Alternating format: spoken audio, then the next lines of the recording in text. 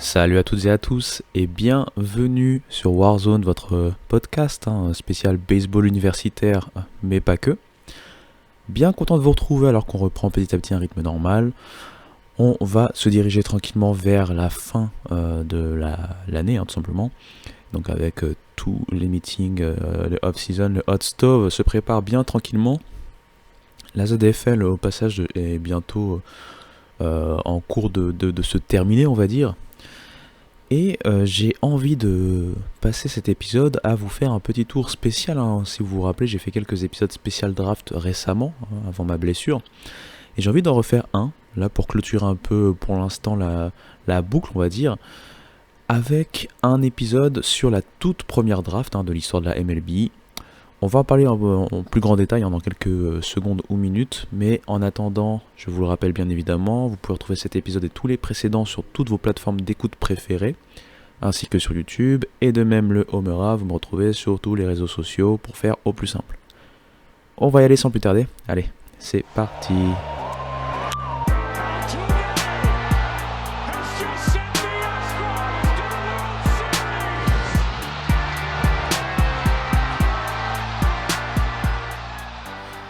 Alors, nous allons parler d'un temps que les moins de 20 ans, 30 ans, 40 ans, 50 ans, 60 ans même ne peuvent pas forcément connaître, puisque on va repartir en 1965, date de la première draft.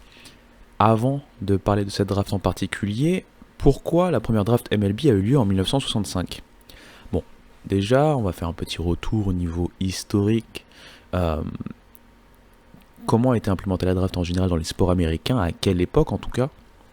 C'est d'abord arrivé au niveau du football en 1936, puis après au niveau du basket. Donc le basket, quand on parle de NBA, quasiment à la création de cette ligue, on a eu la draft, donc ça a été un concept pris et qui a été presque un concept, on va dire, inné à ce sport, ou en tout cas à cette ligue. Et puis pour le hockey, ça a été mis en place en 1963. En 1964, au niveau de la MLB, on s'est dit, bon, on va stopper un peu entre guillemets, les hérésies en termes de bonus que l'on faisait signer à des jeunes talents. On avait eu donc le cas en 1964, des 205 000 $ de bonus signés par les California Angels de l'époque, Los Angeles Angels, pour l'outfielder de Wisconsin, Rick Reichart. Pour parler un peu plus du contexte au niveau de la MLB et du baseball en général, avant la draft, c'était un peu un principe du premier arrivé, premier servi.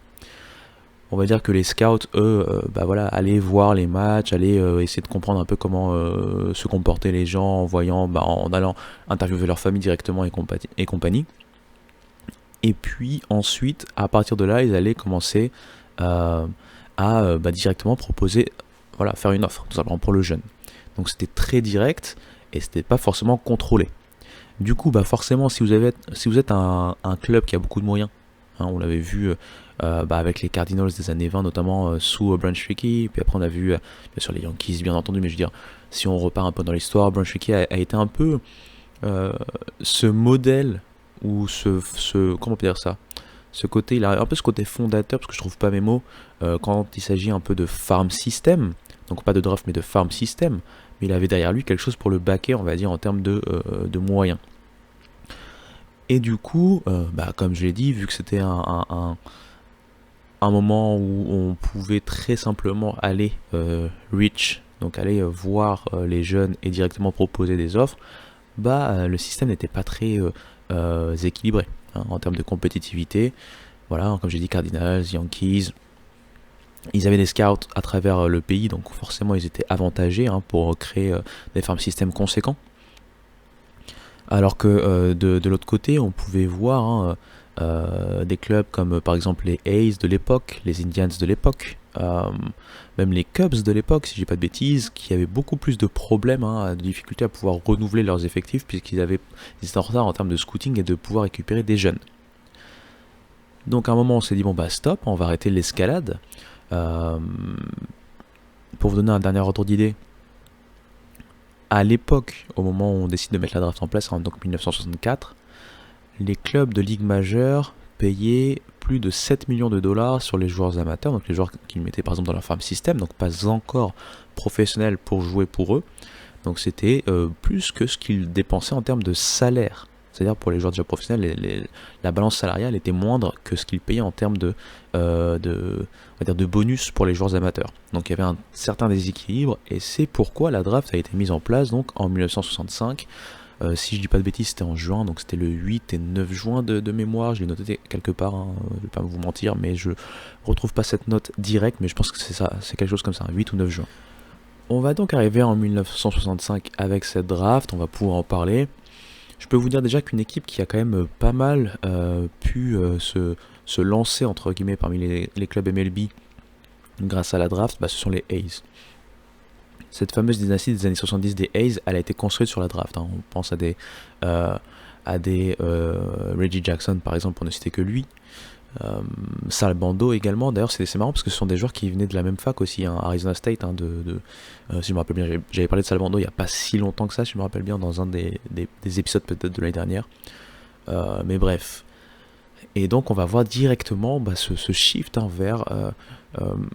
même si, entre guillemets, la balance ou l'équilibre va toujours être un peu précaire puisqu'il n'y a pas de salary cap, en tout cas en tant que mettre en place un certain équilibre, on va dire une certaine entre guillemets justice pour tous les clubs, pour que tous les clubs puissent avoir une chance de pouvoir avoir des jeunes de haut vol, de fort talent, et pouvoir avoir cet équilibre dans les farm systems. La draft a été mise en place et donc il est temps d'arriver à cette draft de 1965.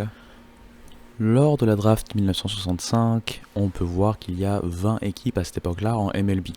Je vais les rappeler rapidement dans l'ordre alphabétique, hein, les Baltimore Orioles, les Boston Red Sox, les Chicago White Sox, les Cleveland Indians, les Detroit Tigers, les Kansas City Athletics, les Los Angeles ou California Angels, les Minnesota Twins, les New York Yankees et les Washington Senators qui étaient du côté de l'American League.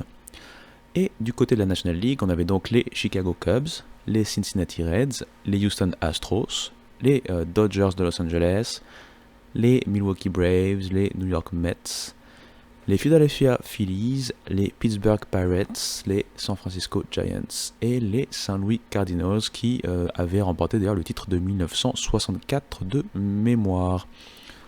Les Dodgers de leur côté avaient remporté le titre d'avant, 1963, et spoiler alert, en 1965 ils vont en remporter un titre de nouveau. Mais nous ne sommes pas là pour parler de ça. Du coup, la draft se passait en fait un peu comme ce qu'on a connu jusqu'à la loterie, hein, tout simplement, avec l'ordre inverse du classement que l'on avait. Donc forcément, plus vous aviez un meilleur classement, plus vous étiez loin dans la draft. Dans le sens contraire, si votre classement était mauvais, vous avez plus de chances d'être parmi les premiers. Et en fait, il y avait une alternance entre American League et National League. Voilà pour le contexte. Et donc sans plus tarder, on va faire comme pour les autres formats, c'est-à-dire que on va rappeler le premier tour rapidement, hein, donc il y aura 20 joueurs parce qu'il y avait 20 équipes. Puis ensuite on va parler des 10 premiers joueurs, enfin des joueurs parmi les 10 premiers qui ont fait quelque chose, et peut-être une ou deux déceptions en fonction du pic auquel ils ont été pris. Et enfin, on va non pas faire une redraft, mais on va parler de joueurs qui ont été pris beaucoup plus loin et qui, pour le coup, ont eu des carrières bien chargées et bien au-delà de ce qu'on pouvait imaginer à leur draft potentiellement.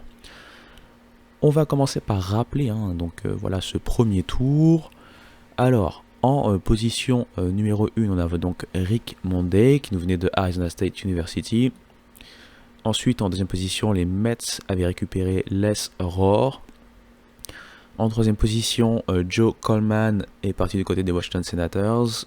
Alex Barrett en quatrième position du côté des Astros, et lui en provenance de Atwater High School. En cinquième position, on a donc eu Billy Conigliaro du côté des Red Sox. Rick James est parti lui du côté des Cubs. Ray Foss qui nous provenait de l'Illinois, c'était un receveur pour les Indians, du coup en 7ème position. En 8ème position, John Wyatt est parti du côté des Dodgers. Eddie Leon en 9ème position du côté des Twins. Doug Dickerson du côté des Pirates de Pittsburgh. Jim Spencer du côté des Los Angeles Angels ou California Angels. Dick Grant du côté des Braves de Milwaukee. À l'époque, c'était à Milwaukee, les Braves d'ailleurs. Gene Lamont en 13e position du côté des Tigers de Détroit. Al Gallagher du côté des San Francisco Giants. Scott McDonald du côté des Baltimore Orioles. Bernie Carbo du côté des Cincinnati Reds. Ken Plecha du côté des Chicago White Sox. Mike Adamson du côté des Philadelphia Phillies. Et Bill Burbach du côté des Yankees en 19e position. Pour finir avec ce premier tour, on a donc eu en 20e position, Joe DiFabio du côté des Saint Louis Cardinals. Comme je l'avais dit, c'était les champions de l'année précédente. Si on se focalise donc sur les 10 premiers joueurs appelés, le premier c'est Rick Monday, et pour le coup il a eu une très bonne carrière. Tout d'abord, Rick Monday, si on veut parler de lui, on va parler de sa carrière universitaire, puisqu'il était du côté d'Arizona State. Et Arizona State, c'était une des grosses facs du collège baseball à l'époque.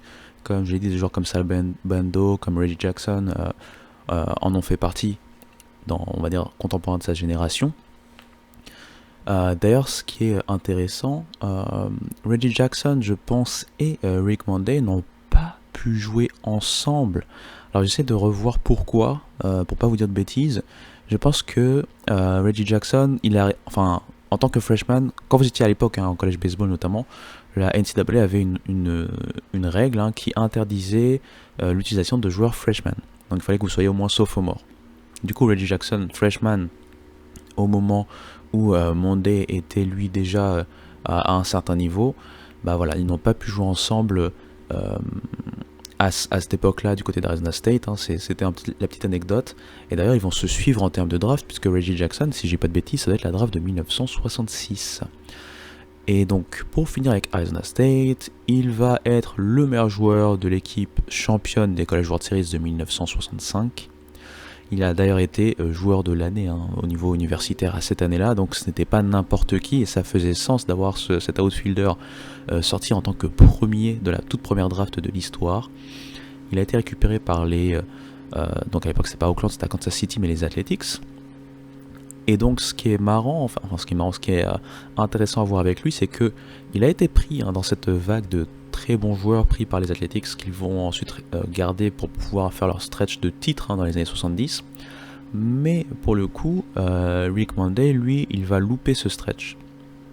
Puisqu'il va partir du côté des Cubs, il va être tradé du côté des Cubs. Alors ça doit être après la saison 71. C'est la saison où d'ailleurs je pense les A's gagnent l'American League. Ça doit être ça, si je me rappelle bien de mémoire. Donc lui... en tant que champion de... Alors, peut-être que je dis une bêtise, peut-être qu'ils étaient juste champion de l'American League West, pour le coup. Mais en tout cas, en tant que... et c'était le premier titre d'ailleurs, c'est ça. Je pense que c'est ça. C'est le premier titre des A's en tant que champion de l'American League West. Et bien lui, il va se faire trade. Et il va louper un peu ce stretch historique, cette équipe Hall of Fame en termes de titres remportés des A's des années 70, puisqu'il va se retrouver du côté des Cubs. Du côté des Cubs, il va faire des très grosses saisons. Et d'ailleurs, je pense que sa meilleure saison statistique en carrière, c'est chez les Cubs en 1976, si je dis pas de bêtises. 1976, pour ceux qui ne le savent pas, Rick Monday a été le héros d'un incident lors d'un match. Alors, à l'époque, il était encore du côté des Cubs, et lors d'un match, je pense justement contre les Dodgers, comme quoi, l'histoire, parce que vous allez voir dans quelques secondes, que lui et les Dodgers, ça ne s'est pas arrêté là. On va avoir deux protestants qui vont vouloir mettre le feu au drapeau américain, et lui va venir de l'outfield pour récupérer le drapeau avant qu'il puisse mettre le feu. Il va l'amener jusqu'au dugout des Dodgers. Et du coup, tout le monde va l'applaudir, même le prompteur, vous savez, le prompteur un peu qui montre le score et électronique même à l'époque, va écrire à Rick Monday, "You made a great play".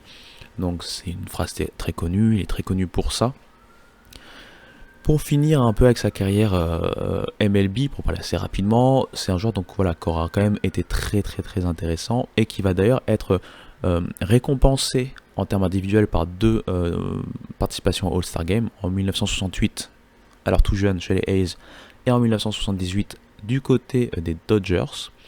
Avec les Dodgers, il va donc finir sa carrière en 1984, mais avant ça, bien entendu, il va remporter le fameux titre de 1981, ce qui va être un peu le point d'exclamation d'une carrière plutôt réussie et plutôt très intéressante. Et pour la petite histoire, c'est quelqu'un qui est toujours vivant à l'heure où on parle, il n'est pas loin de ses 80 ans, et je pense qu'il est toujours au niveau de, on va dire, l'organigramme Dodgers, mais plutôt en termes de broadcaster. C'est-à-dire que c'est une des voix connues au niveau, je pense, de la radio de Los Angeles. Donc c'est quelqu'un qui a très bien connu aussi Vince Scully. Vince Scully, voix légendaire du baseball. Et donc voilà, Rick Monday, premier pick de l'histoire de la draft MLB, qui aura eu une carrière plutôt très très très intéressante. Dès le deuxième pick, Les Rohr aura une carrière, mais sans grands échos. Mais Les Rohr, il faut le savoir, c'est un Anglais. En tout cas, quand je dis c'est un Anglais, il est né en Angleterre. Il s'est retrouvé en fait du côté des États-Unis quand ils ont dû quitter l'Angleterre. Ils ont quitté l'Angleterre pourquoi ? Puisque son papa en fait était militaire et il servait donc l'Air Force américaine, et c'est pourquoi ils étaient en Angleterre. Sa maman, elle, est donc britannique. Ils sont ensuite revenus aux États-Unis, donc du côté du Montana. C'était un joueur donc voilà intéressant, un pitcher si je dis pas de bêtises. Maintenant c'est quelqu'un qui n'aura jamais réussi à vraiment faire son trou. Je pense qu'il va commencer, il a été drafté donc en 1965, il va avoir son premier appel en MLB en 1967, je pense sur la fin de saison 1967. Et en 1969, sa carrière va s'arrêter, puisqu'il va lancer, si je dis pas de bêtises, en septembre 1969, pour la dernière fois encore pour les Mets.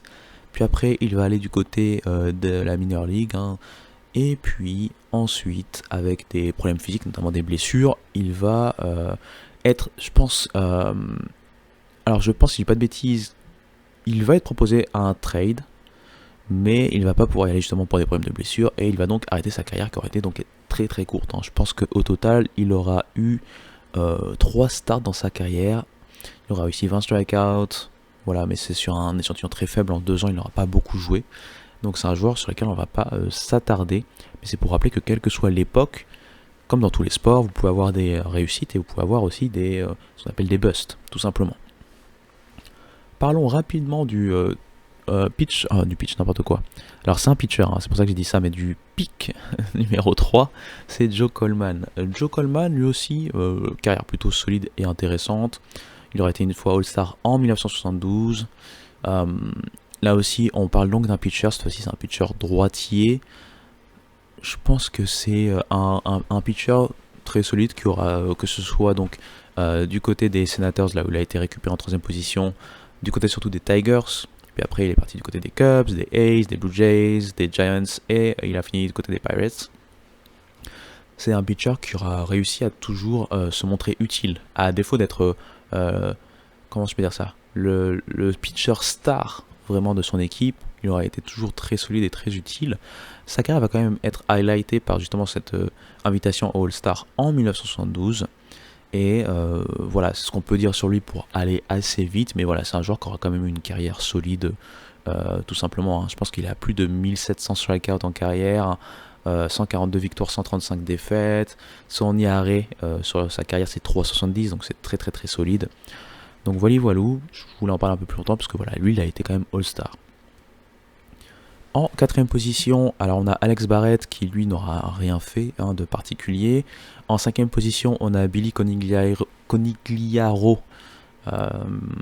qui aura eu une petite carrière. Je pense qu'il a fait 5 saisons en MLB. Donc lui aussi on va passer. En 6ème position, on va voir le pitcher droitier Richard Lee James. Lui aussi, c'est pas quelqu'un qu'on va retenir au final sur sa carrière, puisque voilà, il aura eu un très court passage. Il aura donc été pitcher en MLB en premier passage en 1967, c'est le 20 septembre, et dernier passage le 1er octobre 1967. Donc vous avez bien compris que malheureusement pour lui, ça ne s'est pas bien passé. J'ai envie de parler d'un joueur qui lui a été pris juste après Will James, donc lui en 7ème position par les Indians, parce que pour le coup, receveur qui aurait eu quand même quelques highlights dans sa carrière, c'est Ray Foss. Alors Ray Foss, c'est quelqu'un qui a eu 12-13 saisons en MLB, si j'ai pas de bêtises. Il sera passé notamment donc du côté des Indians, du côté des A's, et du côté des A's, il faut le savoir, il aurait été 2 fois champion, puisqu'il était à la bonne époque. Il va repartir du côté des Indians pour une ou 2 saisons, puis après il va être du côté des Mariners rapidement, puis il va être trade une dernière fois du côté des Brewers en 79. Sa carrière s'arrête le 30 septembre 79 du côté des Brewers, mais donc voilà, c'est un joueur dont je voulais parler rapidement, puisque il a eu non seulement une carrière individuelle très intéressante, mais surtout il a eu donc ses pics où il a été All-Star en 70 et en 71 sur 2 de ses dernières saisons dans son premier stint avec les Indians. Il va ensuite partir du côté des A's, renforcer un groupe qui était prêt pour aller pêcher des titres. C'est ce qui va être le cas, puisqu'ils vont remporter le back-to-back en 73 et en 74. La même année où il est All-Star, pour rappeler aussi ses faits individuels, il a été aussi Gold Glove, donc en 70 et 71. Donc voilà, c'est vraiment un joueur qui a su être au bon endroit au bon moment, notamment en pouvant tout simplement se retrouver du côté des A's au moment où les A's étaient au sommet de leur art. Il a malheureusement eu quand même des blessures qui ont fait que en termes de nombre de matchs joués, en termes de statistiques et de totaux, c'est pas aussi fou que cela, mais c'est surtout à cause des blessures. Mais en tout cas, c'est un joueur qui a su compter, qui a su être là, qui a participé à des titres, et c'est pourquoi je voulais en parler rapidement. Le dernier joueur dont j'ai envie de parler, il n'est pas dans le top 10, parce que ce soit John Wyatt, Eddie Leon ou encore Doug Dickerson, ils n'ont pas, pour différentes raisons, réussi à faire leur trou vraiment en MLB. Pour Eddie Leon, c'est clair, il a eu quand même un petit passage, puisqu'il est passé de 1968 à 1975 en MLB, jouant pour les Indians, pour les White Sox et pour les Yankees. Mais c'est pas un joueur qu'on retiendra. Les deux autres, n'en parlons pas. Par contre, celui dont j'ai envie de parler, et on va finir là pour finir notre entre guillemets top 10, mais lui il a été drafté en 11e position, c'est Jim Spencer. Jim Spencer, alors, c'est simple, c'est pas si simple. Tout d'abord, il va être drafté donc par les California Angels, 11e position comme je l'ai dit. Il vient directement du high school. Il va en fait commencer sa carrière au niveau MLB en 68, donc c'est-à-dire 3 ans après sa draft. Il va notamment se retrouver pendant 5 à 6 saisons du côté des Angels, puis après il va être du côté des Rangers, il va aller du côté des White Sox, des Yankees, notamment là où il va remporter un titre, son titre de champion, et il va finir sa carrière du côté des A's, au début des années 80. C'est un joueur qui, en termes de totaux, là aussi, n'aura pas pu faire des totaux exceptionnels, mais il aura su se montrer efficace et surtout un complément intéressant, que ce soit quand il était dans l'American League en tant que première base ou DH, ou alors tout simplement, on va dire comme un joueur de complément qui aura su aussi avoir des moments en fait de gloire. La preuve, il a été All-Star en 1973, il a été 2 fois Gold Glove en 70 et en 77. Donc voilà, je voulais parler de lui rapidement puisqu'il a fait partie de cette épopée, une des nombreuses épopées, mais cette épopée des Yankees de 78. Et je pense que c'était intéressant d'en parler puisque même si c'est pas un joueur qui, encore une fois, en termes de nombre de matchs, de consistance et de constance, a été vraiment incroyable, c'est un joueur qui a su, montrer de quoi il était capable, à quel point il pouvait être utile, et il a du coup intégré une équipe qui lui a permis de remporter un titre. Voilou. J'ai envie de faire une petite respiration rapidement et on va parler de quelques joueurs pour finir avec ce podcast qui ont fait partie de cette draft 1965 et qui sont pour le coup très connus. Je reviens.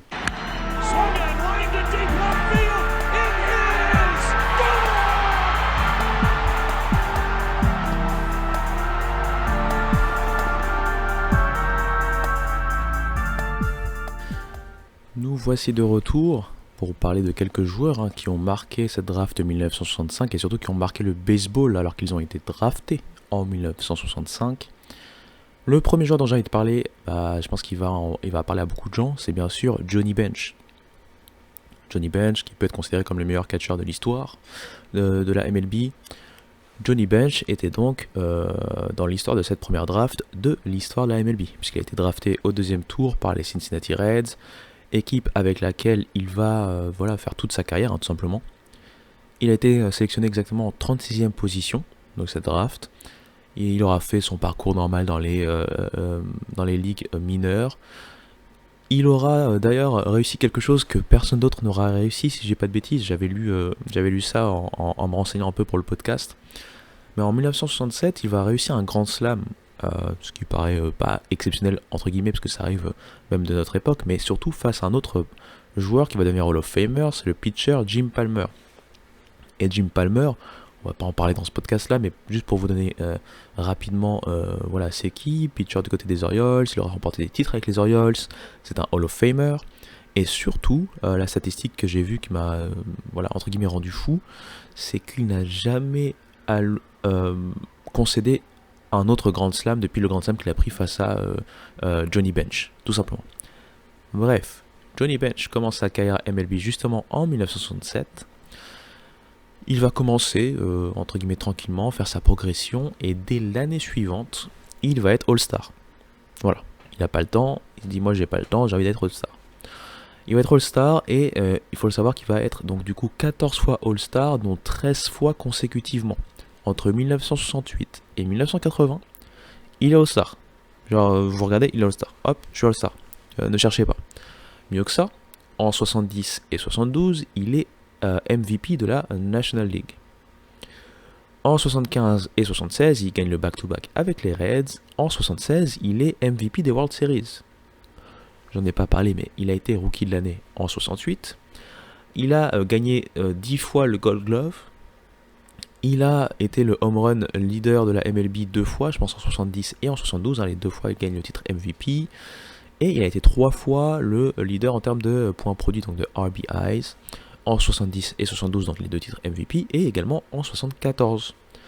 Avec tout ce qu'il a fait, bien entendu, son parcours me parle de lui-même. Si on veut donner quelques statistiques pour finir, ça a été en carrière 267 de moyenne à la batte, plus de 2000 coups sûrs, 389 home runs, presque 1400 points produits. Voilà, le tout en 16-17 saisons.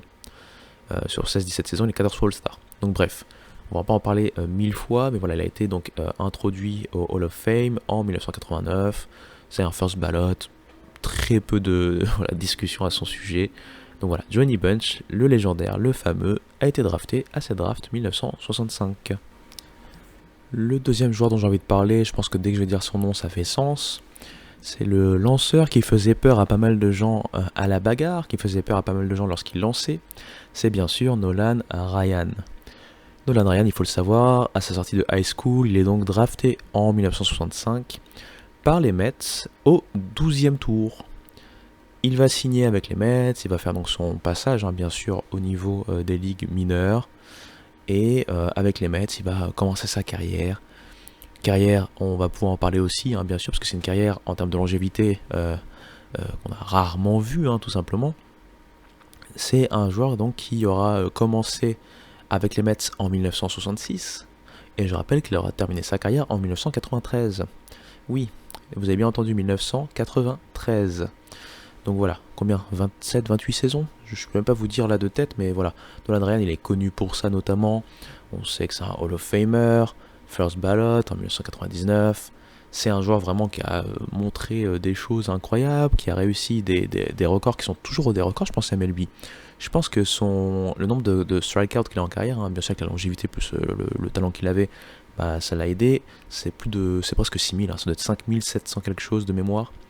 Il a aussi plusieurs no-hitters dans sa carrière. Je pense que c'est aussi un record MLB. Je vais le chercher tout de suite en essayant de meubler un peu. Mais en gros, c'est quoi? C'est 7. Ouais, c'est ça. 7 no-hitters en carrière. Donc, faut imaginer entre guillemets la belle bête. En carrière, c'est donc, si on regarde ses stats, c'est quoi? C'est 3,19 d'IRA, c'est 324 victoires, 292 défaites, si on regarde ce genre de choses. C'est donc, comme j'ai dit, un 5714, très exactement, strikeout. Que ce soit avec les Mets, les Angels, les Astros et donc les Rangers, Nolan Ryan a instillé la peur aux batteurs, tout simplement. Il a été 8 fois All-Star, 72, 73, 75, 77, 79, 81, 85, 89. Il aura donc été champion avec les Miracle Mets de 69. Il aura été 2 fois meilleur IRA de la National League en 81 et 87. Il aura été 11 fois le meilleur lanceur qui réussit des strikeouts, on va dire, je sais pas comment le dire en français, mais le strikeout leader. Donc en 72, 73, 74, en 76, 77, 78, 79, en 87, 88, 89, 90. Donc c'est vraiment entre guillemets, une machine de guerre. Je pense qu'il est né en 47, donc c'est-à-dire que vous imaginez bien le dernier stint qu'il a eu en tant que strikeout leader, il avait déjà plus de 40 ans. Bien sûr, son maillot est réussi un peu partout, où il est passé du côté des Rangers, des Astros, des Angels. On sait qu'avec les Mets, ça a été un peu plus tumultueux, l'histoire tout simplement, et puis c'était la première partie de sa carrière, sa jeunesse en termes de carrière. Mais voilà, c'est un joueur qui est forcément Hall of Famer, first ballot sans même hésiter, pardon. Il fait partie d'ailleurs de la Major League Baseball All-Century Team qui avait été élu, je pense, en 99, je sais plus, de mémoire. C'est ça. Donc voilou. Nolan Ryan, c'est le deuxième joueur dont je voulais parler, ce qui me paraît logique d'ailleurs. Un autre joueur dont j'ai envie de parler, même s'il n'aura pas été Hall of Famer au final, mais qui aura eu quand même une carrière très solide, c'est bien sûr Greg Nettles. Alors, j'ai toujours du mal à dire Greg parce que quand vous lisez son nom, en fait, ça s'écrit comme un Craig, sauf que il y a un G au début, donc c'est G-R-A-I-G. Donc moi, à chaque fois que je lis, en fait, pour moi, c'est Craig. J'ai ce billet interne pour raconter ma vie. Mais bref, parlons parlons bien. Alors, c'est un joueur qui aura eu un parcours un peu plus long avant d'arriver en MLB, dans le sens où lui, il va d'ailleurs aller au niveau universitaire, puisqu'il va être du côté de San Diego State, les Aztecs. Et faut savoir, c'est que c'est un exceptionnel athlète, puisqu'il aura non seulement été joueur de baseball pour les Aztecs, mais également de basket. Il va ensuite être drafté donc par les Minnesota Twins au 4e tour de la draft 1965, c'est pourquoi nous sommes là, donc 79e au total. Les Twins d'ailleurs qui... alors, il faudrait que je vérifie pour être sûr, mais je pense que c'est eux qui étaient au World Series et qui avaient perdu contre les Dodgers. À vérifier, mais je pense que c'est ça. Bref, croyez-moi sur parole, et si c'est pas vrai, vous pourrez m'insulter plus tard. Parce que là, je vais pas le chercher maintenant, mais je pense que c'est ça. Bref, du côté des Twins, il n'y reste pas très longtemps en termes de carrière. Il commence en 67 en MLB avec les Twins, et il va quitter les Twins dès la fin de la saison 69. Il va se retrouver du côté des Indians, de 70 à 72. Mais surtout, et c'est là où il devient un joueur très intéressant, c'est à partir de son stint du côté des Yankees. Donc du côté des Yankees, c'est là où il va devenir un joueur émérite et même All-Star. Sa première convocation All-Star, c'est en 75. Il sera au final 6 fois All-Star, et dans ces 6 fois All-Star, il n'y a qu'une seule fois que ce sera avec une autre tunique que la tunique des Yankees. Avec les Yankees, il va être 2 fois champion, donc en 77 bien sûr et en 78. Il va être ces 2 mêmes années Gold Glove winner, et il va être le home run leader de l'année précédente, l'année 76 au niveau de l'American League. Donc voilà, il a un beau petit palmarès, c'est pourquoi je voulais parler de lui, et surtout ça a été un joueur important quand même des Yankees lors de ce doublé 77-78. C'était un 3e base, c'était un joueur, comme j'ai dit encore une fois, très athlétique à sa sortie de collège, d'université. Et si on veut regarder ses statistiques au global, c'est un joueur qui aura terminé sa carrière avec une moyenne à la batte de 248, avec plus de 2000 coups sûrs, presque 400 home runs, 390, et 1314 points produits. Il va finir sa carrière, donc il aura eu une carrière assez longue au final, mais il va finir sa carrière du côté des Expos de Montréal en 1988, ce qui lui donne un peu plus de 20 ans de carrière, ce qui n'est pas aussi négligeable. C'est pourquoi je voulais parler de Greg Nettles. Et pour finir, j'ai envie de toucher un mot envers un joueur qui a été drafté en 1965, il faut le dire. Mais par contre, il n'aura pas signé pour la draft 1965. Et ce joueur, vous le connaissez très bien, dès que je vais vous dire son nom, c'est bien sûr Thomas George Seaver, ou plutôt George Thomas Seaver, dit Tom Seaver. Et oui, pitcher qui aura donc été drafté en 1965. Et en 1965, il va refuser en fait de signer tout simplement. Alors, si je me rappelle bien, il a été drafté au 10e tour par les Dodgers. Donc, ce qui s'est passé, je pense que j'en avais déjà parlé dans un podcast ou une vidéo, je pense que c'est sur la vidéo sur USC, parce qu'il a été aussi du côté de USC. Il va donc refuser de signer pour une question tout simplement d'alignement en termes de salaire, ça ne s'est pas fait, enfin en termes de bonus. Et en fait, le problème c'est que comme il aura déjà passé entre guillemets la barrière du côté du monde professionnel, il voudra revenir après à USC, mais il ne pourra pas. Du coup, il va tenter. Alors, j'ai pas donné dans le bon ordre, mais en gros, il refuse de signer avec les Dodgers. En 66, il va signer un contrat professionnel avec les Braves. Puisqu'il l'avait récupéré à la draft de 66, parce que la draft qui se passait en janvier, pardon. Par contre, et c'est ça si je me rappelle bien, du coup, comment on peut dire ça, le fait qu'il va signer en tant que professionnel en 66 avec les Braves va l'empêcher de pouvoir continuer sa carrière avec USC. Je sais pas si vous voyez maintenant ce que je veux dire, j'en avais parlé avec beaucoup plus de détails. Donc ça aura été un bel imbroglio, et du coup les Braves ne vont pas en profiter puisque c'est les Mets qui vont le récupérer tout simplement. Ils vont le récupérer, et ça a été en fait une bataille de loterie entre les Phillies de Philadelphie, les Indians de Cleveland et donc les Mets, qui ont en fait essayé de matcher les termes des Braves d'Atlanta qui ne pouvaient plus le faire jouer. Voilou. Donc Tom Seaver, c'est qui? Pour le rappeler quand même, c'est aussi un très très grand pitcher. Il aura été un pitcher aussi émérite, qui aura eu une carrière quand même assez longue, puisqu'il commence premier match en MLB avec les Mets en 1967. D'ailleurs, il gagnera aussi le titre des Miracle Mets de 69. Dernier match en MLB, c'est en 86 avec les Red Sox de Boston. Il aura donc joué pour les Mets, pour les Reds, de nouveau pour les Mets, pour les White Sox et pour les Red Sox. Pendant toutes ces années, donc ça fait 20 saisons et 19 années tout simplement, il est 12 fois All-Star. Donc dès son année rookie, il est All-Star. Voilà. Il est d'ailleurs rookie de l'année forcément en 1967 du côté de la NL. Il est 3 fois Cy Young en 69, 73 et 75. Et il aura été le leader en termes d'IRA en 70, 71 et 73. Le leader en termes de win pour un pitcher en 69, 75 et 81. Le strikeout leader en 70, 71, 73, 75, 76. Donc vous imaginez bien, il a des chiffres quand même gargantuesques. Si on veut donner ses stats au global, sur sa carrière, il aura terminé avec un IRA de 2,86. 3640 strikeouts en carrière, 311 victoires, 205 défaites, et il est bien sûr du côté du Hall of Fame. Il a été intronisé en 92 dès le first ballot.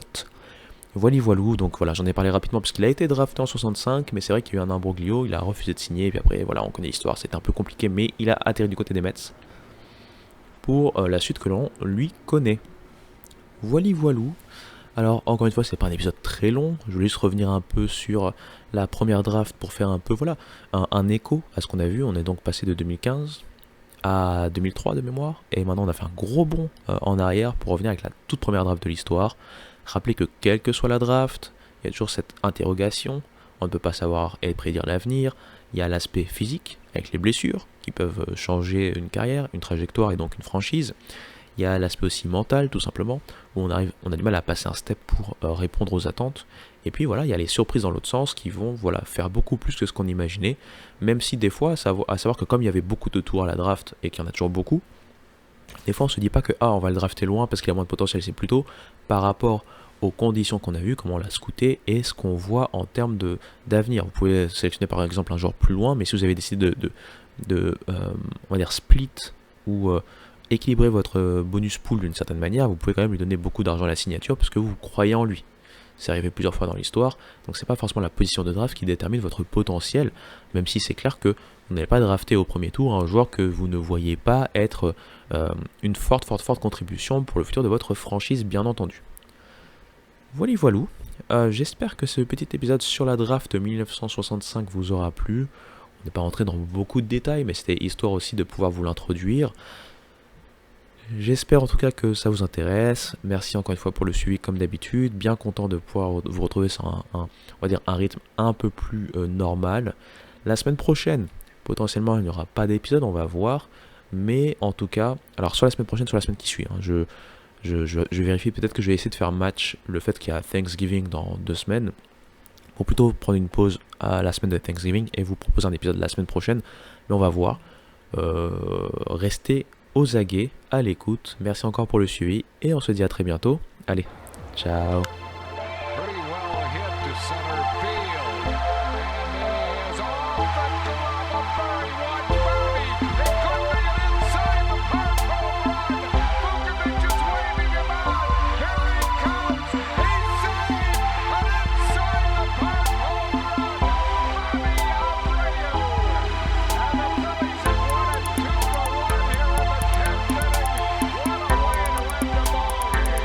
The 2-2.